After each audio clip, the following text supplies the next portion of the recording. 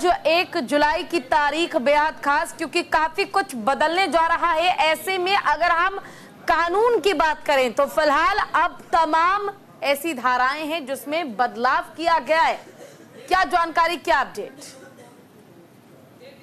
जी बिल्कुल, अगर पूजा बात की जाए, आज 1 जुलाई है और वो दिन है जो भारतीय न्याय संहिता, भारतीय दंड न्याय संहिता और भारतीय साक्ष्य अधिनियम लागू कर दिए गए हैं। और अगर बात की जाए आईपीसी, सीआरपीसी और साक्ष्य अधिनियम, जो कि पहले जो अंग्रेजों ने बनाए थे, उसको आज से खत्म कर दिया गया है।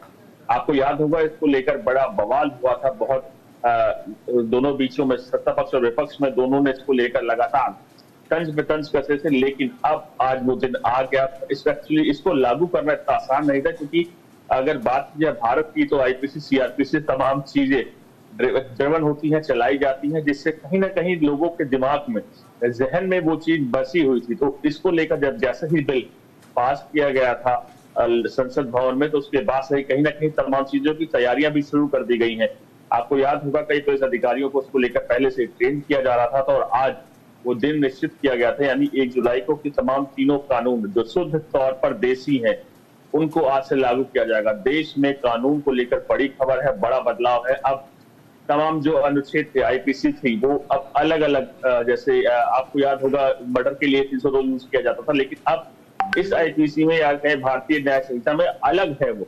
तो तमाम चीजें अलग है। कहीं ना कहीं पुलिस को लेकर लगातार इसको ट्रेनिंग दी गई थी, समझाया गया था कैसे कैसे तमाम चीजें करनी है, और आज से वो चीजें बदल जाएंगी। जनता के पॉइंट ऑफ व्यू से आज जो ये बदलाव होने जा रहे हैं, अगर सरल शब्दों में आप बता पाए उन बातों का जिनका जनता से, आम जनता से सीधा सरोकार है, वो जानकारी जो जनता को समझनी चाहिए। देखिए मोनिका, अगर बात की आज की, तो ये बहुत इंपॉर्टेंट है, क्योंकि आज से जो भारतीय साक्ष्य नियम, भारतीय ऑर्डिनेंस, जो तमाम चीजें आईपीसी भारतीय तौर पर जो लागू की गई, उसमें तमाम चीजों में कहीं ना कहीं देखें तो बदलाव है। अगर आप जो अनुच्छेद होते हैं, जो आर्टिकल्स होते हैं अलग अलग पीनल कोड के, वो पहले अलग हुआ करते थे। चोरी को लेकर 420 हुआ करता था, डेफेमेशन को लेकर 500 हुआ करता था।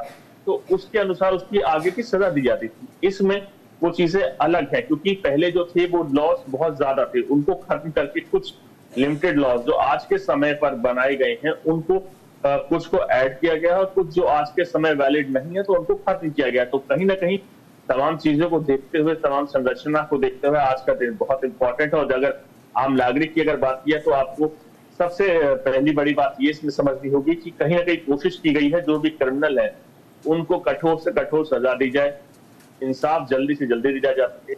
और कहीं ना कहीं जो भी अगर क्राइम करता है, तो उसको लेकर, जो साक्ष्य मिटाता है, उसको लेकर इस नई शुद्ध देशी आईपीसी, सीआरपीसी में कहीं ना कहीं जो सजा है वो बढ़ा दी गई है।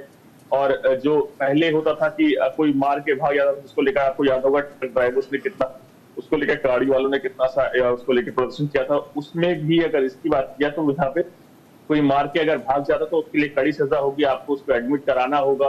तो कहीं ना कहीं मानवीय वैल्यू को भी समझते हुए तमाम शुद्ध देशी आईपीसी, सीआरपीसी संरचना की गई है। तो कहीं ना कहीं आज का दिन बहुत इंपॉर्टेंट है कानून को लेकर, और कहीं इसके तौर पर देश को लेकर, इसको लेकर तैयारियां पहले ही की गई थी। और आज से वो भारतीय न्याय संहिता, भारतीय साक्ष्य न्याय संहिता और बाकी शुद्ध देशी सीआरपीसी तमाम चीजें आज से लागू हो जाएंगी। और जीरो एफआईआर के विषय में भी जानना चाहेंगे, इसे लेकर भी तमाम बातें कही जा रही हैं, जरा विस्तार से इसके विषय में दर्शकों को बताएं।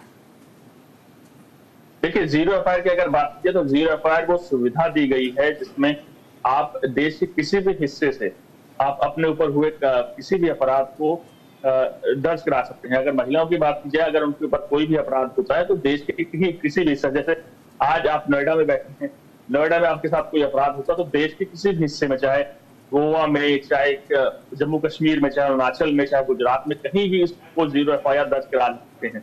वो एफआईआर वहां से जो कंसर्निंग थाना होगा, जहां ये वारदात हुई होगी, वहां से खुद ब खुद ट्रांसफर कर दी जाएगी, और वहां पर जो जांच अधिकारी नियुक्त किया जाएगा और जांच करेगा, तो कहीं ना कहीं वो एफआईआर के तौर पर उसकी सजा, जिसने अपराध किया होगा उसको पकड़ा जाएगा और सजा शुरू हो जाएगी। तो और इसमें जो नया सीआरपीसी और आईपीसी है, तो शुद्ध देशी सीआरपीसी है, तो इसमें सजा का प्रावधान बढ़ा। बिल्कुल, देखिए आनंद, आज से पहले हम देखते थे कि कई ऐसे मामले जिसमें एफआईआर तो दर्ज हो गई और मामले को काफी लंबा खींचा जाता था, लेकिन अब साफ तौर पर कहा गया है कि 30 दिन के अंदर अंदर जो जजमेंट है वो देना होगा, और न केवल जजमेंट देना होगा बल्कि 7 दिन के अंदर उसकी कॉपी भी मुहैया कराई जानी चाहिए। तो क्या ये समझा जाए कि ये जो कानून में बदलाव किया गया है धरातल पर वाकई इसे मजबूती के साथ उतारा जाएगा? क्योंकि देखिए कानून तो पहले भी लागू थे, लेकिन लापरवाही ग्राउंड जीरो पर, चाहे पुलिस अधिकारी हो चाहे कोई भी सरकारी अधिकारी क्यों ना हो, उनकी ओर से जो की जाती है उसमें भी बड़ा बदलाव हमें देखने को मिलेगा। अब वो लापरवाही इतनी नजर नहीं आएगी। ये बिल्कुल आपने सही कहा। अब उस लापरवाही को लेकर ही तमाम चीजें रस्साकशी की गई है, कोशिश की गई है जो जांच अधिकारी है उसको समय दिया जा सके, लेकिन समय इतना दिया जा सके कि अपनी जांच पूरी करने के साथ वो तुरंत चार्जशीट दायर कर सके। और उसके साथ साथ जो भी कई आपने देखा होगा समय पे समय मिलते रहते कि आप आज आइए, कल आइए, परसों आइए, जो जांच अधिकारी बोलते हैं, पुलिस बोलती है, जो आईओ होती है, तो कहीं ना कहीं उसको लेकर भी समय सीमा तय कर दी गई है। एफआईआर लिखने की समय सीमा तय कर दी गई है। एफआईआर जो पीड़ित है उसको एक कॉपी तक कई बार आपने देखा शिकायत मिलती के थाने में नहीं दी जाती, उसको लेकर गाइडलाइन जारी कर दी गई है और समय सीमा तमाम चीजों को देखते हुए बांध दी गई। क्योंकि आप देखिए अगर आप बात की जाए तो कहीं ना कहीं लोगों को बड़ा प्रताड़ित होना पड़ता थानों से या कहीं आईओ से, तो उन तमाम चीजों को देखते हुए अब समय सीमा तमाम लोगों की बांध दी गई है कि आपको इतने दिनों में जांच पूरी करनी है, इतने दिनों में चार्जशीट लगानी है, इतने दिनों में एफआईआर देनी है। तो कोशिश की गई है कि चीजें एक संरचना के साथ चल सके और जल्द से जल्द लोगों को इंसाफ दिलाया जा सके। आनंद, ये भी जरा समझना चाहेंगे आपसे कि देखिए ये जिस तरह से आज से जो नई चीजें लागू हो रही है इसके तहत जो है पुलिस की अगर हम देखें कार्यप्रणाली में बदलाव आएगा, उनके कामकाज करने का जो तरीका है उसमें चेंजेस देखने को मिलेंगे। साथ ही साथ क्या कुछ मामलों में सजा का जो प्रावधान है उसे भी बढ़ाया गया है? जी बिल्कुल मोनिका, अगर बात की कई ऐसी सजाएं हैं जिसको लेकर प्रावधान जो पहले की सीआरपीसी और आईपीसी में था वो अब भारतीय न्याय संहिता में ज्यादा कड़ी कर दी गई है। चाहे आप किसी को हिट एंड रन केस का होता उसमें सजा बढ़ा दी गई है, और अगर दुष्कर्म के मामले की बात किया तो उसमें सजा बढ़ा दी गई है।